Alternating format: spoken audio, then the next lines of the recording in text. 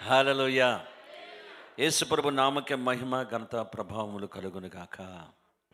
ప్రభు యేసుక్రీస్తు నామమున మీ అందరికీ ప్రిన్స్ ఆఫ్ పీస్ మినిస్ట్రీ మా కుటుంబ పక్షంగా మీకు వందనాలు తెలియజేస్తున్నాను.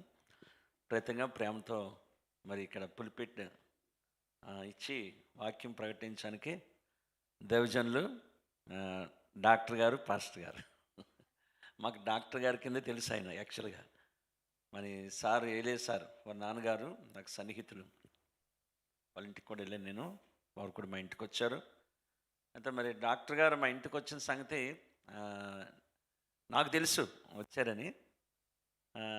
తర్వాత ఏలియా గారు, పాస్టర్ గారు చెప్పిన తర్వాత మరి డాక్టర్ గారు వచ్చారని వారికి అర్థమైంది. నిజంగా నిన్న ఫోన్ చేసి మొన్న మీరు మా అబ్బాయి దగ్గరికి వెళ్తున్నారు అన్నారు ఆయన.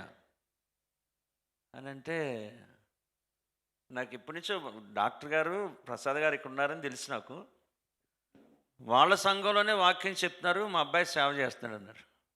నాకు చాలా సంతోషమైంది. సో విదేశానికి వచ్చి ఇక్కడ సంపాదించుకోవటానికి అందరూ వస్తారు కదా, కానీ మరి సేవలోకి వచ్చి తన బలాన్ని, తన టైంని, తన ధనాన్ని దేవుని రాజ్యం కోసం వారు వెచ్చిస్తున్నారని నేను చాలా సంతోషపడ్డాను. నేను నిజంగా రియల్లీ ఐఎమ్ వెరీ హ్యాపీ. వారిని కలుసుకోవడం, మిమ్మల్ని కలుసుకోవడం దేవునికి మహిమ కలుగును గాక. దేవుడు పాస్టర్ గారిని, వారి ప్రియ కుటుంబం పరిచయం దేవుడు గొప్పగా దీవించును గాక. మిమ్మల్ని అందరిని కూడా గొప్పగా దీవించును గాక. మీ గిన్నె నిండి పొడును గాక. అప్పుడు నవ్వుతున్నారు మీరు. సో మరి ప్రాముఖ్యంగా ఇక్కడికి నేను రావటానికి, లండన్లో మాకు ఎవరు పరిచయం లేదు. జోయల్ ఒకసారి నిలబడరా. జోయల్ ద్వారానే మరి అన్ని మీటింగ్స్ కూడా జోయల్ ఏర్పాటు చేశాడు. ఇవన్నీ కూడా బయట ఉన్నట్టున్నాడు. దేవుడు మరి జోయల్ని దేవుడు దీవించునుగాక. ఇక్కడికి వచ్చిన తర్వాత అది నేను అనుకుంటా 7వ మీటింగ్. నిన్న అక్కడ లండన్ క్రిస్మస్ ప్రోగ్రామ్, ఇవన్నీ కూడా బ్రదర్ కూడా కలిశారు, సిస్టర్ శాంతి సిస్టర్, వీళ్ళంతా కలిశారు. దేవునికి స్తోత్రం. హల్లెలూయా. మరి నా పేరు యేసురాజు. నా బర్త్డే క్రిస్మస్ రోజు. రెండోది నా మారు మనసు గుడ్ ఫ్రైడే. పరిశుద్ధాత్మ దేవుడు ఒక ఈస్టర్ రోజు నా మీద దిగొచ్చాడు. అప్పటి నుంచి సేవ జరిగిస్తున్నాను దేవుడు. యాక్చువల్గా నేను మాది కాకినాడ నేటివ్ ప్లేస్. కోకెనడా అంటారు దాని ప్లేస్, అది కోకెనడా. అక్కడి నుంచి 89లో హైదరాబాదు కమర్షియల్ ట్యాక్స్ డిపార్ట్మెంట్లో జాబ్ కోసం వచ్చాను నేను. యాక్చువల్గా అప్పటికి నాకేం మారు మనసు లేదు, అలవాటు ఉంది కానీ భక్తి లేదు. చర్చికి వెళ్ళడం, రావడం, చేయడం అలవాటు. చిన్నప్పటి సండే స్కూల్ టీచర్గా ఉండడం, ఈ యూత్ మీటింగ్ కూడా నడిపించడం. అదే యూత్ని సినిమాకి కూడా తీసుకెళ్ళేవాడిని నేను. సో అందుకోసం అంటే నేను ఏం చేస్తానో అదే మంచిగా అనిపించింది చర్చ్లో. కానీ యేసుప్రభు ఎందుకు వచ్చాడో నాకు తెలియలే. అన్ని సంవత్సరాలు హైదరాబాద్ డిపార్ట్మెంట్లో జాబ్కి వచ్చిన తర్వాత ఒక పాప అడిగింది, మీరు చనిపోతే ఎక్కడికి వెళ్తారో చెప్తారా అని అడిగింది నన్ను. ఆ మాటకి నాకు భయం వేసి 1 మంత్ నిద్ర పట్టలే. బస్సులో కూర్చుంటే నేను చనిపోతేనేమో అని అనిపించేది. సమాధానం చెప్పలేకపోయాను, ఎందుకంటే నాకు గోల్ లేదు. యేసుప్రభు గురించి నేను చేయలేదు, అందుకు నాకు తెలియలే. ఆ తర్వాత ప్రభు నన్ను రక్షించి నా పాపను క్షమించి తర్వాత రిజైన్ చేయమని కల్లో నాతో మాట్లాడి దేవుడు సేవ చేస్తూ ఉంటే అప్పుడు అర్థమవుతుంది ప్రభు నన్ను రక్షించాడు, నా పాపాలు క్షమించాడు. యాక్చువల్ నేను హాకీ నేషనల్ ప్లేయర్. నేను వాలీబాల్ నేషనల్ గేమ్స్ ఆడా.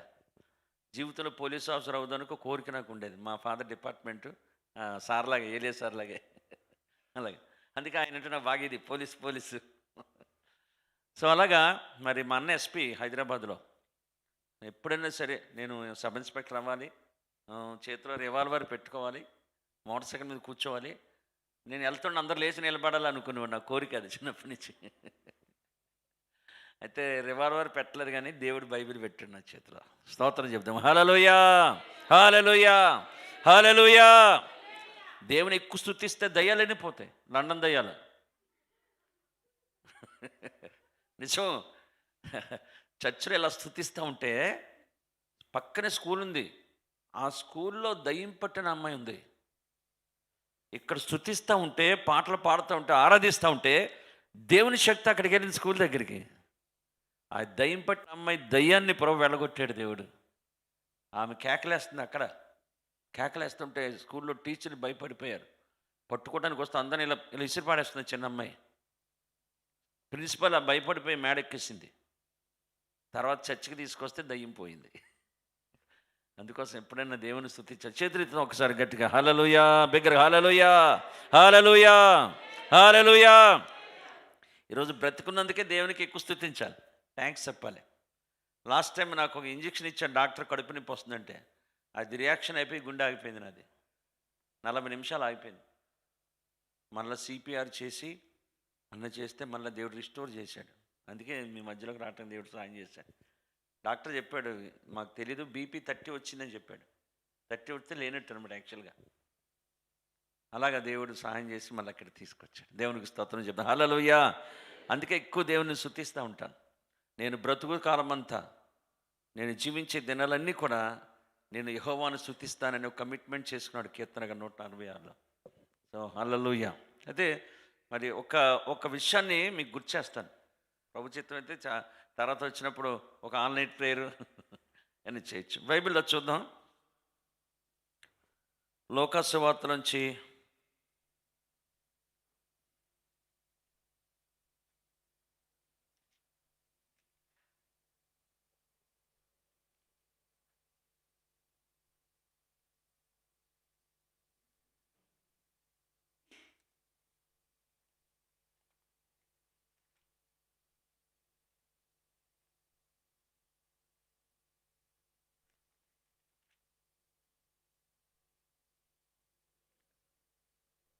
7వ అధ్యాయము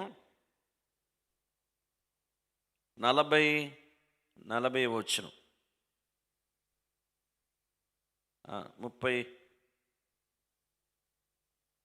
39 వచనం చూద్దాం. ఆయనను పిలిచిన పరిసయ్యుడు అది చూచి, ఈయన ప్రవక్త అయిన ఎడల తన్ను ముట్టుకునని ఈ స్త్రీ, అందరు చూద్దాం, తనను ముట్టుకొని ఈ స్త్రీ ఇది యవతియో ఎటువంటిదో ఎరిగిండును, ఇది పాపాత్మరాలు అని తనలో తాను అనుకొనెను. మళ్ళా చూద్దాం. అది ఆయనను పిలిచిన పరిసయ్యుడు అది చూచి, ఈయన ప్రవక్తని ఎడల తన్ను ముట్టుకునని ఈ స్త్రీ యవతియో ఎటువంటిదో ఎరుగుండును, ఇది పాపాత్మరాలని తనలో తననికను. దేవునికి స్తోత్రం చెప్దాం, హల్లెలూయా. కళ్ళు మూసుకుందాం. తండ్రి, నీ వాక్కు మా ఆత్మలో నూరంతల ఫలము తెచ్చినట్లుగా సహాయం చేయమని పరిశుద్ధాత్మ వశానికి అప్పగించుకుంటూ అందరిని బ్లెస్ చేయమని యేసు నామములో అడుగుతున్నాం తండ్రి, ఆమేన్. హల్లెలూయా చెప్దాం, హల్లెలూయా, హల్లెలూయా, హల్లెలూయా. యాక్చువల్ నేను బాప్టిస్ట్, నా భార్య లోదరన్, ఇద్దరం కలిసి పెంతుకొస్తాయేమో. అంటే పెంతుకొస్తా డినామినేషన్ కాదు, ప్రిన్స్ ఆఫ్ పీస్ మినిస్ట్రీ. కానీ దేవుడు ఆత్మ, ప్రభు ఆత్మ నా మీదకి వచ్చాను. మా అబ్బాయి అందరికీ తెలుసు కొంతమందికి, హానోకు. మా కోడలు అద్భుత శునమి గుత్తి అద్భుత్ కుమార్ గారు, ఆ పాప మా కోడలు అనమాట. ఇద్దరు కలిసి వాళ్ళు సేవ చేస్తారు. మా అబ్బాయి కూడా ఇంజనీరు, ప్రభు పిలిస్తే ఆయన కూడా రిజైన్ చేసి ఫుల్ టైంకి వచ్చాడు. అలాగా దేవుని సేవలో వెళుతున్నాం. మరి క్రిస్మస్ రోజు ఒక భాగం నేను ఏంటంటే బైబిల్ని కొంచెం ఆలోచించి చదువుతూ ఉంటాను. అంటే నాకు కొంచెం అలవాటు అది. అందులో విషయాలు ఏంటి, ఏముంది, ఇంకా ఏముందని తెలుసుకుంటూ ఉంటాను అనమాట. ఇందులో చూస్తే ఇప్పుడు చదివిన దాంట్లో ఆయనను పిలిచిన పరిసయ్యుడు అని ఉంది. ఆయనను పిలిచిన పరిసయ్యుడు అది ఈయన ప్రవక్త అయిన ఎడల తన్ను ముట్టుకున్న ఈ స్త్రీ ఎటువంటిదో ఈయన ఎరిగి ఉండేవాడు అని అంటాడు. అక్కడ ముగ్గురు కనబడుతూ ఉంటారు. ఒకటి పరిసయ్యుడు, యేసుప్రభువారు, స్త్రీ. అంటే పరిసయ్యుడు అని చెప్తున్న మాట అంటే, ఆయనను పిలిచిన పరిసయ్యుడు ఈయన ప్రవక్త ఉన్నాడలా అంటాడు. ప్రవక్త ఉన్నాడలా అన్నాడు. అంటే ఆయన దృష్టిలో యేసుక్రీస్తు ప్రభు ప్రవక్త కూడా కాదనమాట. కానీ భోజనానికి పిలిచాడు ఆయన. యేసు ప్రభుని భోజనానికి ఇన్వైట్ చేశాడు. ఇన్వైట్ చేస్తే యేసే భోజనానికి వెళ్ళాడు. భోజనానికి వెళ్ళిన తర్వాత అక్కడ భోజన పంక్తిలో ఉన్నప్పుడు ఒక పాపాత్మురాలైన స్త్రీ, ఆమెకి టైటిలే అక్కడ ఉంది, పాపాత్మురాలని కూడా ఉంది. ఆ స్త్రీ యేసయ్య పరిచయ ఇంట్లో ఉన్నాడని అక్కడికి వెళ్తుంది. వెళ్ళిన తర్వాత వెనకాలే నిలబడుతుంది, ఏడుస్తుంటుంది. ఆ కన్నీళ్ళతో యేసయ్య పాదాలను తడుపుతుంటుంది. తల వెంట్రుకలతో పాదాలు తుడుస్తూ ఉంటుంది. పాదాలు ముద్దు పెట్టుకుంటుంది, అత్తరు పోస్తుంది. ఇవన్నీ కూడా చాలామంది జనసమూహం పరిచయాలు ఉన్నారు అక్కడ. ఇవన్నీ గమనిస్తున్నారు. ఎవరైతే యేసయ్యని భోజనాన్ని పిలిచాడో ఆయన కూడా దీన్ని గమనిస్తున్నాడు. ఫస్ట్ ఏంటి, పిలవకుండా వచ్చింది ఆమె ఇంటికి. రెండోది, పురుషుల మధ్యలోకి వచ్చింది. ఆ తర్వాత వెనకాల నుండి కన్నీళ్ళు కారుస్తుంది, పాదాలు తడుపుతుంది, అన్నీ కూడా చేస్తుంది. చేస్తున్నప్పుడు ఈయన మనసులో అనుకుంటున్నాడు అనమాట యేసయ్య గురించి.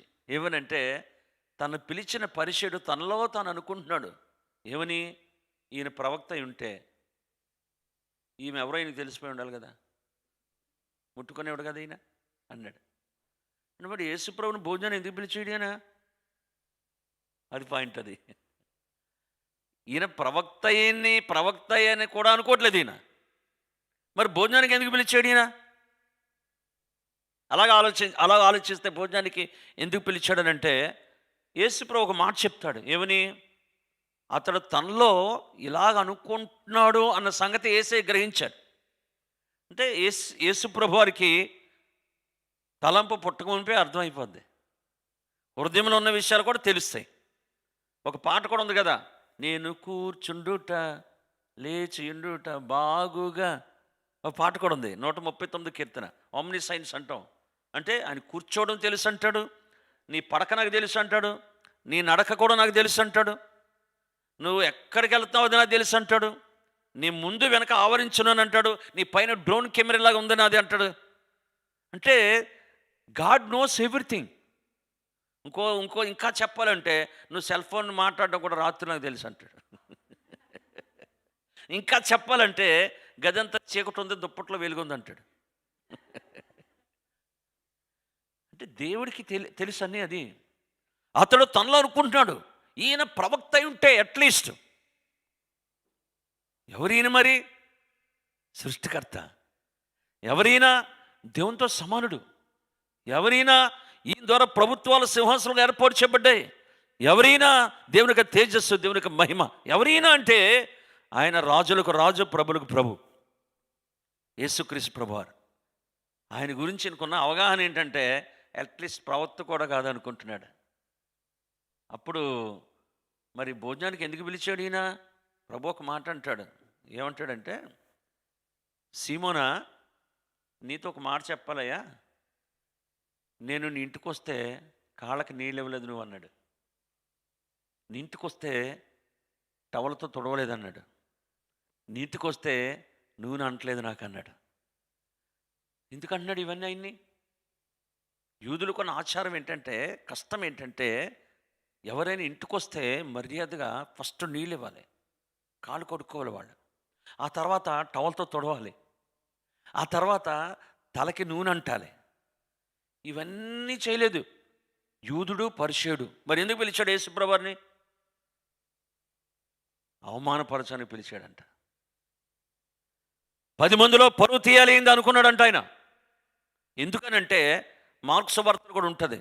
ఏంటంటే, పరిచయుల్లో కొందరు వచ్చి ఈయనని తప్పు పట్టవల్లని ఒక కాయిన్ చూపించి, బోధకుడా కైసరికి పన్ను ఇవ్వాలా వద్దా చెప్పు అంటే, ఇవ్వాలంటేనేమో ఒక తప్పు అవుతుంది, ఇవ్వకూడదంటే ఒక తప్పు అవుతుంది, రెండిట్లో దొరుకుతాడు ఈయన అనుకుని బోధకుడా పన్ను ఇవ్వాలా వద్దని అడిగారు.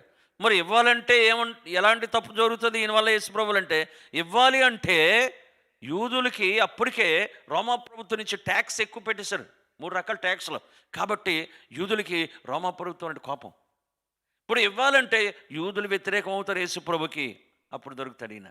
రెండోది, ఇవ్వకూడదు అన్నాడు అనుకోండి, గవర్నమెంట్ అరెస్ట్ చేస్తుంది. కాబట్టి ఇప్పుడు చెప్పు, పన్ను ఇవ్వాలి వద్దంటే ప్రభు చూపించి బొమ్మ ఎవరిదంటే కైసరికి ఇవ్వండి అన్నాడు. దేవుడికి ఇమ్మని చెప్పాడు. చూడండి, అలాగే తప్పు పట్టడం. మళ్ళా ఒకళ్ళు వచ్చారు సద్దుకాయలు. వాళ్ళు వచ్చి, ఇదిగో బోధకుడు ఒక ఆమె వచ్చింది, పెళ్లి చేసుకున్నాడు, ఇద్దరు, భర్త చచ్చిపోయాడు, పిల్లలు లేరు, ధర్మశాస్త్రం ప్రకారం ఇంకోటి చేసుకోవాలి కదా, అతను చేసుకున్న 7 చేసుకున్న పిల్లలకి 7 చనిపోయారు, ఆఖరి స్త్రీ చనిపోయింది, పరలోక రాజ్యంలో ఎవరు ఈమెకి భారీగా ఉంటుందని అడిగారు. వాళ్ళు కూడా ఎవరు తెలుసా? పునరుత్థానం లేదని చెప్పేటోళ్ళు వీళ్ళు. అప్పుడు ప్రభు అన్నాడు, మీరు దేవుని శక్తి మీకు తెలీదు, లేఖనం కూడా మీకు తెలీదు, లేఖన భావం తెలియక మీరు మాట్లాడుతున్నారు. కాబట్టి పరలోకంలో పెళ్ళికీరు, పెళ్లి చేసుకోరు. మండుచున్న పొద సంగతి మీకు తెలీదా? పొద కాలుతుంది కానీ, పొద మండుతుంది కానీ కాలిపోలేదు. ఎందుకో తెలుసా? ఇట్స్ మై పవర్ అని చెప్పాడు. దేవుని స్తోత్రం, హల్లెలూయా. గాడ్స్ పవర్ చచ్చిపోయిన వాళ్ళు కూడా లేపుతాడయ్యా.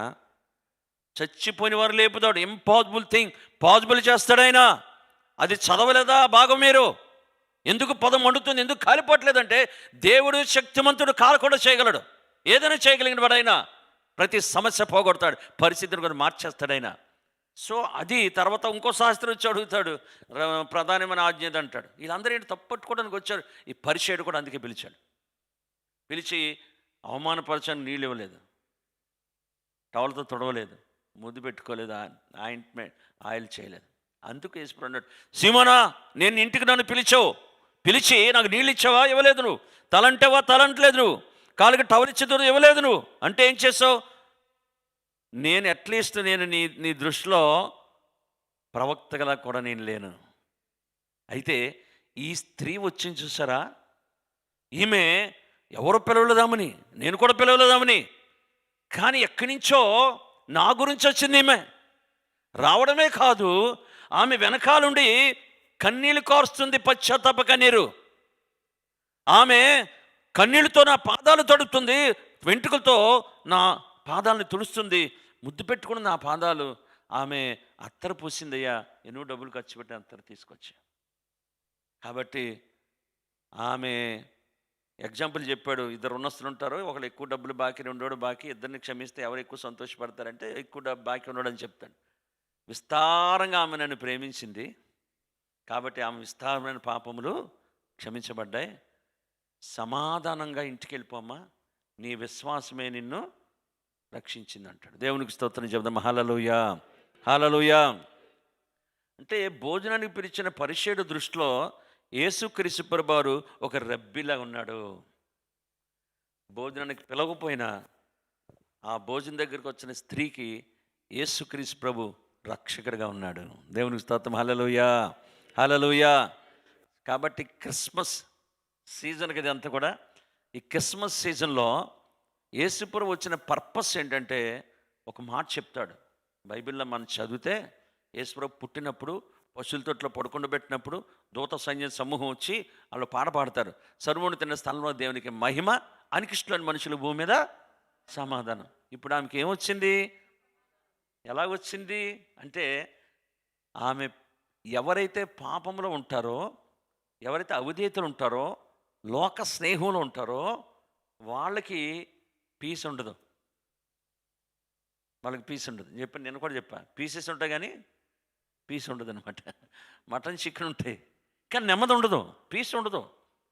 అవిధేయతలు ఉన్నోళ్ళకి, వాక్యానికి ఎవరికైతే అవిధేయత ఉందో, వాక్యానికి ఎవరు లోబట్టలేదో, వాక్యానుసారి ఎవరు నడవట్లేదో వాళ్ళకి పీస్ ఉండదు, భయం ఉంటుంది, కలవరం ఉంటుంది, ఏం జరుగుతుంది నెక్స్ట్ ఏంటో, ఇలాంటి భయాలన్నీ ఉంటాయి వాళ్ళకి. పాపాన్ని బట్టి నెమ్మది ఉండదని ఉంది బైబిల్లో. పాపాన్ని బట్టి ఆశీర్వాదం ఆగిపోద్ది, పాపాన్ని బట్టి దేవుడి కార్యం ఆగిపోతుంది. కాబట్టి నీ విశ్వాసమే నీకు సమాధానం తీసుకొచ్చింది అన్నాడు ప్రభు. అంతే. అంటే ఎప్పుడైతే పాపానికి రిపెంట్ అయిందో ప్రభు క్షమించాడు, దేవునితో సమాధానం వచ్చింది ఆమెకి. ఫస్ట్ పీస్ విత్ గాడ్ అంటాం. చెప్పండి, దేవునితో నువ్వు సమాధాన పడితే అప్పుడు ప్రభు అంటే నా శాంతి నీకు ఇవ్వటానికి వచ్చాడు. ఏ శాంతి? అది దేవుని స్తోత్రం. హల్లెలూయా. లోకం ఇచ్చినట్టు కాదన్నాడు. అంటే లోకం కూడా ఇస్తుంది సంతోషం. ఎలాగిస్తుంది లోకం ఇచ్చేది? ఎక్స్టర్నల్ అనాలి. చెప్పండి, ఏమనాలా? యేసు ప్రభు ఇచ్చేది ఇంటర్నల్. పరీక్షలు పెడతారుగా, ఎక్స్టర్నల్ ఇంటర్నల్ అంటారు చూడ. బయట లోకం ఇచ్చేది ఎక్స్టర్నల్. అంటే ఇల్లు కట్టుకుని ఒక 4 బెడ్రూమ్ ఇల్లు కొన్నాం అనుకోండి, అందరికి ఫోన్ చేసి పిలుస్తాం, భోజనాలు పెడతాం, సంతోషపెడతాం, గ్రీటింగ్ కార్డ్స్ అన్నీ వస్తాయి. మళ్ళా 5 సంవత్సరాలతో పెయింటింగ్ అంతా ఊడిపోయింది అనుకోండి, మళ్ళీ పెడతాం భోజనాలు. మళ్ళీ పెట్టాలిగా. అంటే ఏంటి, లోకం ఇచ్చేది ఎక్స్టర్నల్ అనమాట అది. రెండోది, మోటార్ సైకిల్ కొంటావు, అందరికి చెప్తావు ఫోన్ చేసి, కొన్ని రోజులకి మోటార్ సైకిల్ ఖరాబ్ అయిపోద్ది, మళ్ళీ అప్పుడు స్వీట్ ఇస్తావు ఎవరికైనా. చూడండి ఏంటంటే, ఏది లోక సంబంధంగా ఏదైతే వచ్చినా, మెటీరియల్గా ఏదైనా వచ్చినా, అదంతా కూడా ఏంటంటే టెంపరరీ. కానీ ప్రభు అంటాడు, అందుకే లోకం ఇచ్చినట్టు కాదు, నా శాంతి మీకు ఇవ్వటానికి వచ్చాడు. క్రీస్తు ప్రభు జన్మము ద్వారా మనకు వచ్చింది ఏంటంటే శాంతి. దేవుని స్తోత్రం. హల్లెలూయా, హల్లెలూయా. చాలామంది బయటికి కనబడుతున్న ఇలాగా ఇంట్లో కన్నీళ్ళే ఉంటాయి. బయట కనబడతారు, ఇంట్లో కన్నీళ్ళతో దుప్పట్లు తడుపుతూ ఉంటారు, కన్నీళ్ళతో ప్రభు పాదాలు తడుపుతూ ఉంటారు. సో ఇవన్నీ జరుగుతూ ఉంటాయి. కాబట్టి శాంతి ఎప్పుడు వస్తుంది, సమాధానం అంటే తప్పు నొప్పుకున్నప్పుడు వస్తుంది. అది ఇప్పుడు మందు సిగరెట్ తాగపోయినా అబద్ధం ఆడితే తప్పే, అంతే. కపటం మాట్లాడితే తప్పే, నోట్లో చెడ్డ మాట వస్తే తప్పే, ఒక దుర్భాష వస్తే తప్పే. ఇంతగా నేను కూడా చెప్పాను, సినిమా చూస్తే తప్పే, ఒక సీరియల్ చూస్తే తప్పే, ఒక జబర్దస్త్ చూస్తే తప్పే. అది అంటే చెప్తున్నా. అసలు నేను కూడా చూసేవాడిని సినిమాలు, చొక్కా నలిగిపోతుండే టికెట్ లైన్ కడితే. ప్రభు నా పాపాలు క్షమించిన తర్వాత పాతవి గతించెను. అది ఇంకా సినిమా సీరియల్ జబర్దస్తి నీ దగ్గర ఉన్నాయంటే నీకు ఇంకా పీస్ రాలేదు, పీస్ విత్ గాడ్ అది లేదనమాట. నీకు గుర్తుపెట్టుకోవాలి. నువ్వు ప్రార్థన చేయొచ్చు, బైబిల్ చదవచ్చు, అన్నీ చేయొచ్చు. నేను ఇంకా ఎక్కువ చేశాను, నేను చాలా చేశాను. నేను చిన్నప్పటి నుంచి కంఠస్థ పట్టివ్వండి బైబిల్ అంతనే, కానీ మారు మనసు లేదు. సినిమాలో పోలీస్ క్యాంప్ తెలుసు, పోలీస్ క్యాంప్లో సినిమా దగ్గర ఒక ప్లేస్ పెట్టుకొని ఉపవాస ప్రార్థనకి వెళ్ళి వచ్చి అక్కడ కూర్చునేవాడిని. హైదరాబాద్ వచ్చిన తర్వాత కూడా యేసురాజు అంత మంచివాడు ఎవరు లేరు అంటే నిజం అనుకుంటున్నాను నేను. మారు మనసు పొందిన తర్వాత, వెలుగు సంబంధం అయిన తర్వాత, వెలుగులోకి వచ్చిన తర్వాత నా చీకటంతా నాకు అర్థమైంది. ఇప్పుడు సిగ్గుపడుతుంటాను.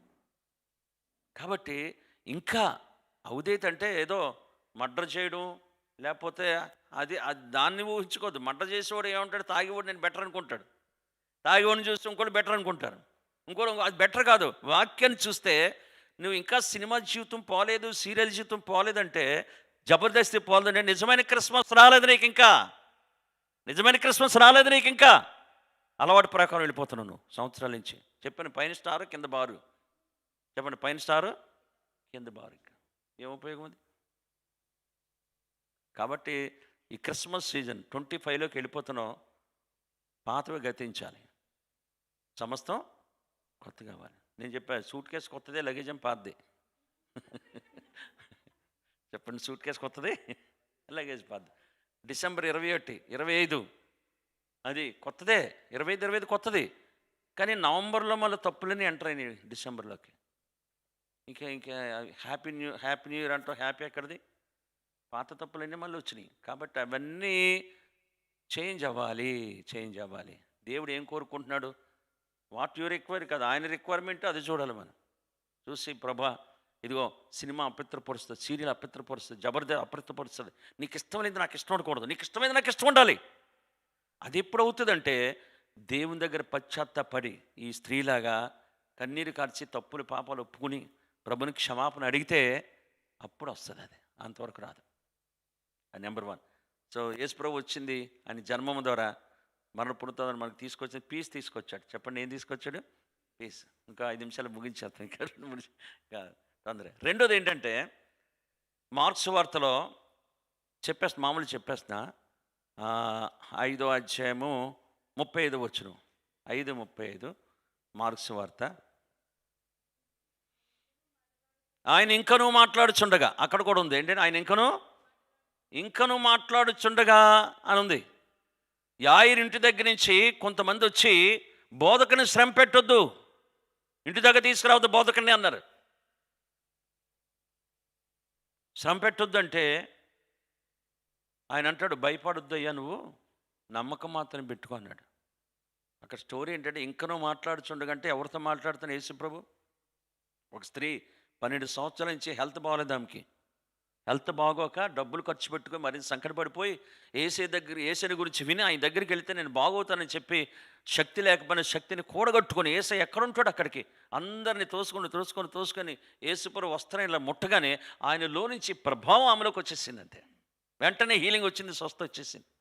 వచ్చిన తర్వాత ప్రభు అంటాడు, ఎవరన్నా ముట్టుకున్నది అంటాడు. అయితే శిష్యులు అంటారు, అనేక మందిని ముట్టుకున్నారు కదా, మళ్ళీ ప్రత్యేకంగా ఎవరు ముట్టుకున్నారు అంటే ఏంటంటాడు. అందరూ నన్ను ముట్టుకుంటున్నారు, బట్ ఎవరికీ విశ్వాసం లేదయ్యా. బట్ ఒక్కరు మాత్రం ముట్టుకున్నారు, నన్ను విశ్వాసం ఉంది కాబట్టి నా శక్తి యాక్టివేట్ అయింది. అక్కడికి పాపాలు క్షమించబడ్డాడు కూడా విశ్వాసం ఉండాలి, అప్పుడు శాంతి వస్తుంది. అయితే ఇప్పుడు చెప్తున్నాడు, ఎవరో ఒక వ్యక్తి విశ్వాసంతో ముట్టుకుంది నన్ను, అందుకే నాలో నుంచి ప్రభావం బయటకు వచ్చింది. ఎవరు ముట్టుకున్నారు అడిగాను. అప్పుడు ఆ స్త్రీ బయటకు వచ్చి సాక్ష్యం చెప్తుంది. ఈ సాక్ష్యం చెప్పే లోపట యాయిరు అక్కడే ఉంటాడు. ఎందుకని? యాయిరే యేసుప్రభు ఇంటికి తీసుకెళ్తున్నాడు. నా కుమార్తె చావసిద్ధమైందని వచ్చి చేతులు పెడితే బాగైపోతుందని తీసుకెళ్తున్నాడు. యేసుప్రభు వెళ్తూ ఉంటే మధ్యలో డిలే అవుతుంది, ఆయనకి డిలే అవుతుంది. అప్పుడు ప్రభు ఆమెను పిలిచి యాయిరు ముందు సాక్ష్యం చెప్పించాడు. ఎందుకని? యాయిరు విశ్వాసం బలపడటానికి, అందుకు సాక్ష్యం చెప్పించాడు. ఇక యాయిరికి ఎంత విశ్వాసం వస్తుంది? ఆమె వస్త్రాన్ని ముట్టుకుంటే హీల్ అయిపోయింది.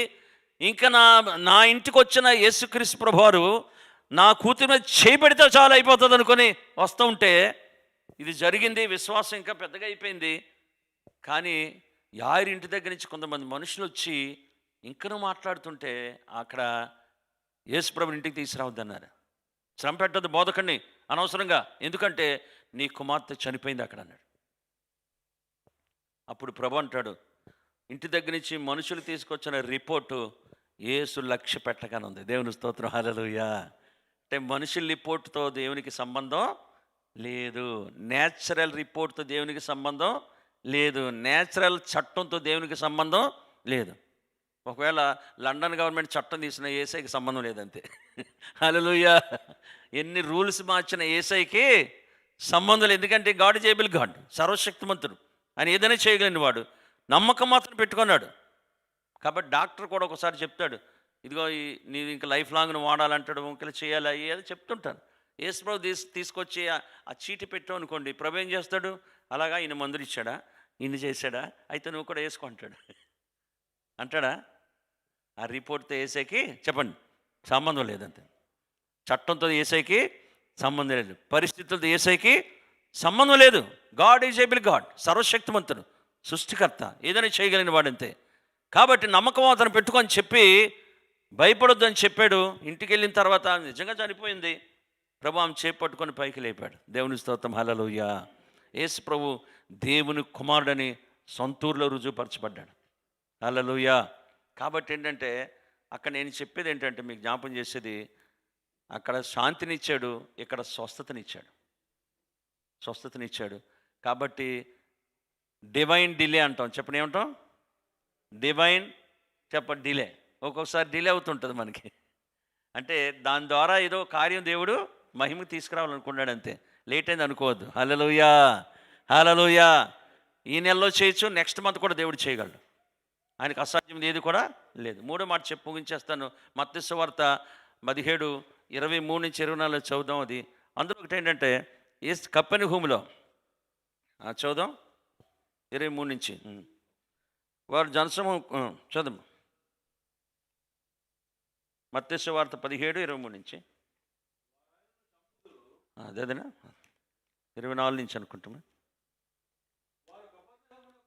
వారు కపెర్నహూమునకు వచ్చినప్పుడు అరశేకులు వారు పన్ను వసూలు చేసేవారు వచ్చి, పన్ను కట్టడా చెల్లించడా అడగగా, చదువు.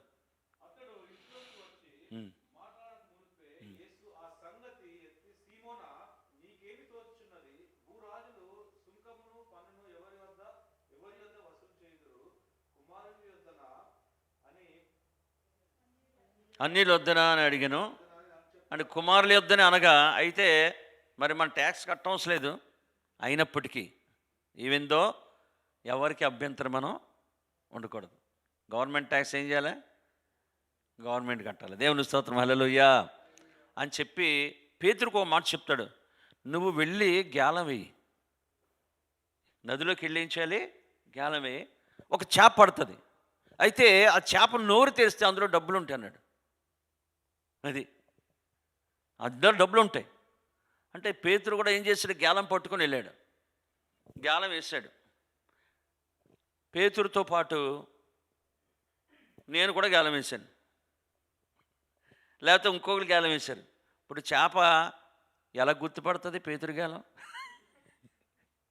చూసారా, ఆలోచన చేయాలి, ఎలా గుర్తుపడుతుంది మరి? ఇప్పుడు ముగ్గురు గేలాలు వేస్తే అందులో పేతురు గేలంలో ఆమెకి చేపకేం తెలుస్తుంది?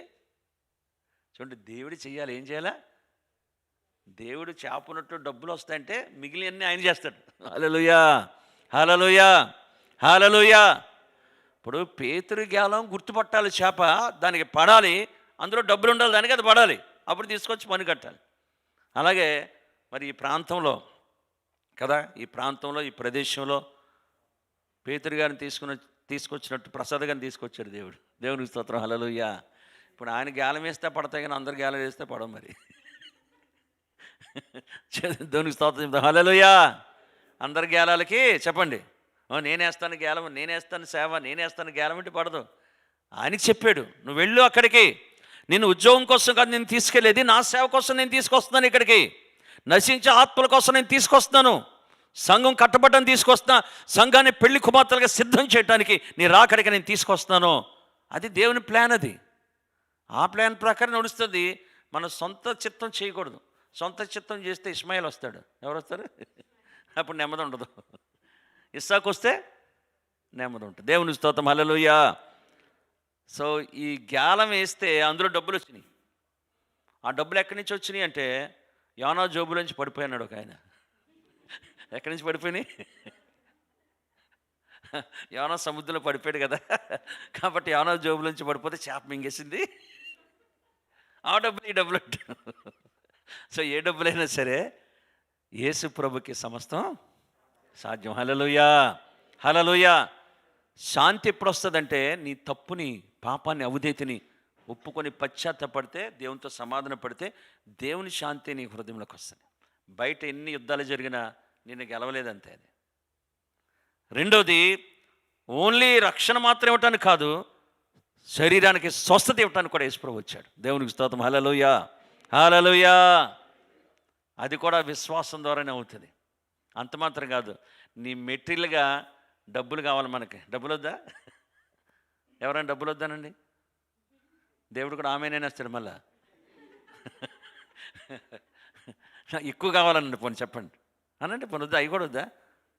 సొంత ఇల్లు వద్దా ఎవరికి? మరి అది విశ్వాసం నోటితో పలికితే అవుతుంది. విశ్వాసాన్ని ప్రార్థన చేస్తే కాదు, నువ్వు పలకాల. నాకు దేవుడు 7 బెడ్రూమ్లు ఇల్లు ఇస్తానని చెప్పాలి నువ్వు పక్క వాళ్ళకి. చెప్పండి, అది విశ్వాసం. చెప్పు, 7 బెడ్రూమ్లు. అందుకని 3, 4 కాదు. ఎప్పుడైనా పాస్టర్ గారు వస్తే ఒక రూమ్ ఉండాలా? దేవునికి స్తోత్రం, హల్లెలూయా. నేను ప్రభా AC church, air condition church అవ్వాలి దేవా అని ప్రార్థన చేస్తాను. ప్రార్థన చేయడం కాదు, అప్పటికి కిరాయి టెంట్లో ఉండేవాళ్ళు మేము. ప్రార్థన అప్పుడు చెప్పేవాడిని అందరికీ, ఏసీ చర్చ్ ఇస్తాడు దేవుడని. ఎయిర్ కండిషన్ చర్చ్ ఇచ్చాడు హైదరాబాద్లో. దేవుడు నన్ను అమెరికా తీసుకెళ్తున్నాడు, అక్కడ వాక్యం చెప్పిస్తాడని చెప్పా. కిరాయి టెంట్లో ఉన్నప్పుడు అమెరికా 6 సార్లు తీసుకెళ్ళాడు దేవుడు, అక్కడ వాక్యం చెప్పిస్తున్నాడు. దేవుని స్తోత్రం, హల్లెలూయా. కాబట్టి నోటుతో పలకాలి. దేవుడు నాకు ఉద్యోగం ఇస్తాను, నా జీతం ఎంత ఉంటుందని చెప్పండి, అంతే. దేవుడు చూసేది ఏంటంటే విశ్వాసాన్ని చూస్తాడు. విశ్వాసం చూసేదని చేస్తాడు దేవుడు. నీ విశ్వాసం ప్రార్థన చేస్తే కదా, నోటితో చెప్పాలి అందరికీ. నోటితో అందరికీ పలకాలి, నాకు దేవుడు ఇది చేస్తున్నాడు, ఇది కార్యం చేస్తున్నాడు దేవుడు. నేను ప్రార్థన చేస్తున్నా, కార్యం చేస్తాడు. ప్రార్థన చేస్తున్నా, దేవుడు ఇది నాకు చేస్తాడు, ఇది అడుగుతున్నాను, ఇది చేస్తాడని 10 మందికి చెప్పాలి. దేవుని స్తోత్రం, హల్లెలూయా.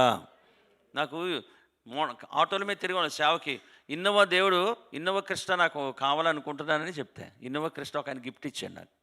దేవుని స్తోత్రం, హల్లెలూయా. 30 తులాల బంగారం కానుక ఇచ్చారు. చెప్పండి ఎంత? అది ఒక మా సహోదరులు, మా బ్రదరు ఒక 2 బెడ్రూమ్ గిఫ్ట్ ఇచ్చాడు. ఇవన్నీ ఎక్కడి నుంచి అవుతాయి? దేవుడు చేయాలి, విశ్వాసం ఉండాలి. దేవుడు చేయాలి, విశ్వాసం లేకుండా దేవునికి ఇష్టడుగుంటా అసాధ్యము. హల్లెలూయా, హల్లెలూయా. కాబట్టి దేవుడు రక్షణే మాత్రమే కాదు, స్వస్థత ఇస్తాడు. స్వస్థత మాత్రం కాదు, మన అవసరాలు కూడా దేవుడు తీరుస్తాడు. ఇంకా ఎక్కువే దేవుడు చేయగలడు. ఒకవేళ దేవుడు నీకు 10 కోట్లు ఇస్తే నీ డబ్బులు ఉంటాయి, దేవుడి డబ్బులు కూడా అందులో ఉంటాయి. అన్నీ నీ కాదు అవి. అర్థమైంది కదా? ఎవరు ఖర్చు పెడతారో వాళ్ళకి ఇస్తాడు కదండి. ఎవరు ఖర్చు పెడతారో దేవుని కోసం వాళ్ళకి ఇస్తాడు. ఎవరు దైవజనులతో కలిసి సేవలో విత్తనాలు వేస్తారో డబ్బులు వాళ్ళకి ఇస్తాడు దేవుడు. మరి జోబులు ఎట్టేసుకుంటే ఎలాగా? ప్రభా touch my heart but not my pocket అంటే ఎలాగా? నా హృదయం అంతా ఇస్తాను కానీ నా పాకెట్ మాత్రం అది కాదు. అది భక్తి కాదు. అది భక్తి ఎప్పుడు ఇవ్వడంలో కనబడుతుంది. చెప్పండి, ఎలా కనబడుతుంది? అది ఇవ్వడంలో కనబడుతుంది భక్తి. ఎప్పుడు ప్రార్థన చేయడంలో కాదు. ప్రార్థన ఎవరైనా చేస్తారు, పాటలు ఎవరైనా పాడతారు, ఎవరైనా సహకరిస్తారు, కార్పెట్లు వేయడం, అది కాదు. దేవుడికి నిజంగా ఎంత ప్రేమిస్తున్నావో నీ డబ్బు దగ్గర అర్థమవుతుంది. అక్కడ తెలుస్తుంది నువ్వు ఏమి ఇస్తున్నావు. నువ్వు టైత్ ఇస్తున్నావా, లేకపోతే మినిస్ట్రీలో సహకరిస్తున్నావా, సువార్త పనికి, దేవుని రాజ్యవ్యాప్తికి ఏం చేస్తావో దాన్ని బట్టి తెలుస్తుంది. అందుకోసం touch my heart and also touch my pocket అనాలి, నాట్ మై పాకెట్ అనకూడదు. కాబట్టి డబ్బులు విత్తనాలు వేస్తే డబ్బులు వస్తాయి. చాలామంది ఏం చేస్తారు, అడుగుడు మీకు తట్టుడు మీకు, అది కంటొస్తుంది కదా మనకి. ఇంక మోకాలు వేస్తే అదే అడిగేస్తారు, అడుగుడు మీకు ఇప్పుడు తట్టు. ఇంకోటి గుర్తుంటుంది, ప్రభా క్రీస్తు చేస్తున్నది మహిమలో మీ ప్రతి అవసరత తీర్చాను. ఫ్రిడ్జ్ మీద కూడా పెట్టేస్తారు దాన్ని. మంచిదే, వాక్యం వాగ్దానం. ఇంకోటి గుర్తుంటుంది, నువ్వు ఆత్మను వర్ధిల్లుతున్న ప్రకారం అన్ని విషయాలు వర్ధిల్లి సౌఖ్యంగా ఉండాలి. ఇవన్నీ కంటొస్తాం. అయితే దేవుడు చెప్పింది ఓకే, అడుగుడు మీకు ఇవ్వండి. కానీ ఇంకో డిపార్ట్మెంట్ కూడా ఉంది. ఒకటే డిపార్ట్మెంట్ ఉంది గవర్నమెంట్లో. నీకు వాటర్ కనెక్షన్ కావలిస్తే పోలీస్ స్టేషన్కి వెళ్తే వాటర్ వస్తుందా? ఏమండి మాకు నీళ్ళు రావట్లేదని ఎస్ఐ గారిని అడుగుతుంటే ఏమంటాడు? ఎర్రగడ్డ నుంచి వచ్చారు రైళ్ళు అనుకుంటాడు. అలాగే అడుగుడు మీకు ఇవ్వండి అంటే దేవుడు చెప్పాడు అడగమని. ఇంకో డిపార్ట్మెంట్ దగ్గర ఏమందంటే ఇవ్వండి మీకు ఇవ్వబడతాను.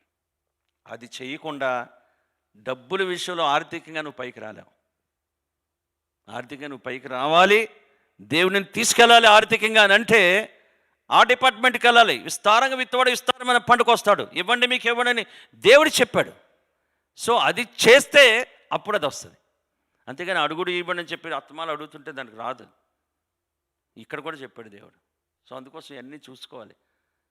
దేవుని బిడ్డలో ఎప్పుడు ఇచ్చే స్థితిలో ఉండొచ్చు. ఎలా ఉండాలి? బ్లెస్సింగ్ ఉండాలి ఇతరులకు. అంతే, దేవుని రాజ్యంలో బ్లెస్సింగ్ ఉండాలి.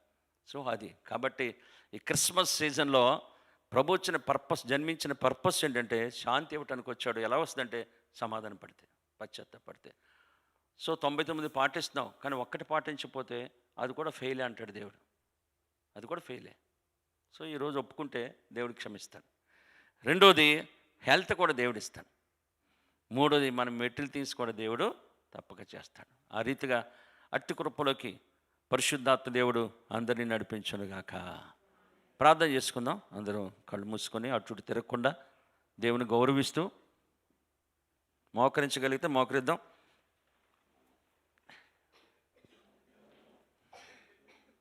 కళ్ళు మూసుకుని దేవుని సన్నిధిలో yes Lord, praise the Lord, praise the Lord. నీ జాలికి హద్దులు లేవు, నీ ప్రేమకు కొలతలు లేవు. నీ జాలికి హద్దులు లేవు, నీ ప్రేమకు కొలతలు లేవు. అవి ప్రతిదినము క్రొత్తగానే ఉన్నవి.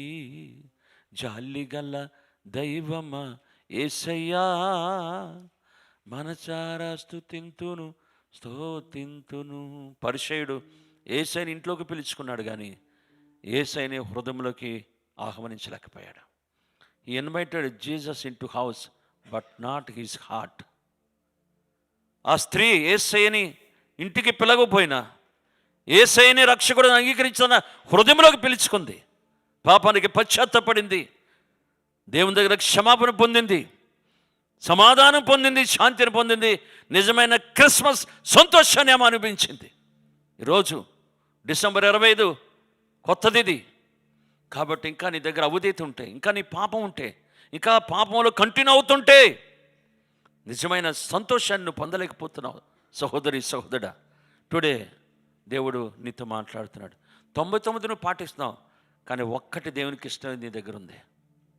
ఆ ఒక్కటే అడుగుతాడు ప్రభు, ఆ ఒక్కదాన్ని బట్టే దేవుని ఆశీర్వాదం ఆగిపోయిందేమో, దేవుని కార్యం ఆగిపోయిందేమో, దేవుడు దుఃఖపడుతున్నాడు, బాధపడుతున్నాడేమో. ఈరోజు లార్డ్ ఫర్గివ్ మీ లార్డ్, ప్రభు నా హృదయంలోకి నేను ఆహ్వానిస్తానయ్యా. నువ్వు నా హృదయంలోకి వస్తే పాతవన్నీ గతించిపోతాయని చెప్తున్నావు. నూతన మనసు, నూతన హృదయం, నూతన సృష్టి అవుతాయని చెప్తున్నావు. టుడే ఈరోజు ప్రభు నిన్ను నా హృదయంలోకి ఆహ్వానిస్తున్నాను ఈరోజు నాయన. Lord forgive me lord, forgive me lord. నన్ను ప్రేమించి మానవుడిగా దిగొచ్చి నా పాపానికి శిలువలో రక్తము కార్చి ప్రాణం పెట్టి తిరిగి లేచావు. నన్ను క్షమించి నీ రక్తములో కడిగి నాలుగు రండి ఈరోజు ప్రభు. నా జీవితాన్ని పూర్తిగా నీకు సమర్పిస్తాను. ఎవరు చూసినా చూడపోయినా నీకు లోబట్లేదని నా మనస్సాక్షి చెప్తుంది పూర్తిగా. అంతమంత కాదు ప్రభు, రక్షణ పాపక్షమాన్ని కాదు, స్వస్థత ఇవ్వటానికి కూడా మీరు ఈ భూమి మీద జన్మించారు నాయన. మా శరీరానికి ఆరోగ్యం ఉండాలి, మా శరీరం నీకు ఆలయం. ఈ శరీరంతో నీ సేవ చేయాలి ప్రభు. సంపూర్ణ ఆరోగ్యాన్ని, స్వస్థతనివ్వండి. యేసు నామములో బలహీనతలు తొలగిపోవాలి, అనారోగ్యం తొలగిపోవాలి తండ్రి. నీకు స్తోత్రం చెల్లిస్తాం. అంతమాత్రం కాదు, మా అవసరాన్ని కూడా తీర్చే దేవుడు. మాకు ఉద్యోగం ఇచ్చింది మీరు, గృహాన్ని ఇచ్చింది మీరు, కుటుంబాన్ని ఇచ్చింది మీరు, సంతానం ఇచ్చింది మీరు, చేప నోట్లోంచి డబ్బులు తీసుకొచ్చారు మీరు తండ్రి. మీకు స్తోత్రం నాయన. కాబట్టి బిడ్డలకి ఏ అవసరాలు ఉన్నాయో, ఎలాంటి కన్నీరు ఉందో దేవా అన్నీ నీకు తెలుసయ్యా. చెప్పకముందే నీకు తెలుసు కనుక ప్రతి బిడ్డ అవసరాలన్నీ కూడా తండ్రి నీ నామంలో తీర్చిన ఆయన బిడ్డలను బలపరచమని సంతోషపెట్టమని కోరుతాం. నీ దాసులు ప్రసాద్ గారిని, పాస్టమ్మ గారిని, వారి ప్రియ కుటుంబాన్ని, ఈ లండన్కి నాయన ఉద్యోగం కోసం అనుకుని ఇక్కడికి వచ్చారు, కానీ నీ ప్రాణానికి గొప్పది నాయన. నీ సేవ చేయడానికి నీ దాసుని బిడ్డలు ఏర్పాటు చేసుకున్నావు. యవ్వన దశలో నీ కాడి మోపి నశించి ఆత్మను రక్షించి నీ ముందు నిలబెట్టడానికి, పెళ్లి కుమార్తెగా తయారు చేయడానికి తీసుకొచ్చా. నీకు స్తోత్రం చెల్లిస్తాం. ఆ రీతిగా నేను నడిపిస్తున్నారు. బహుబలంగా మీరు వాడుకోండి. మినిస్టర్ అవసరాలు తీర్చండి, కుటుంబ అవసరాలు తీర్చండి తండ్రి. మిరకలు చేయండి. ఇంకా విస్తారమైన ప్రభు ప్రజల్ని మీరు నడిపించండి.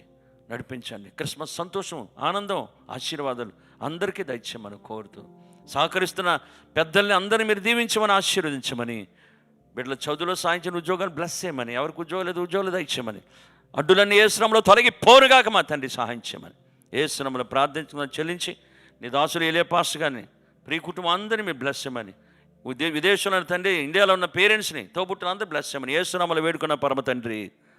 ఆమేన్.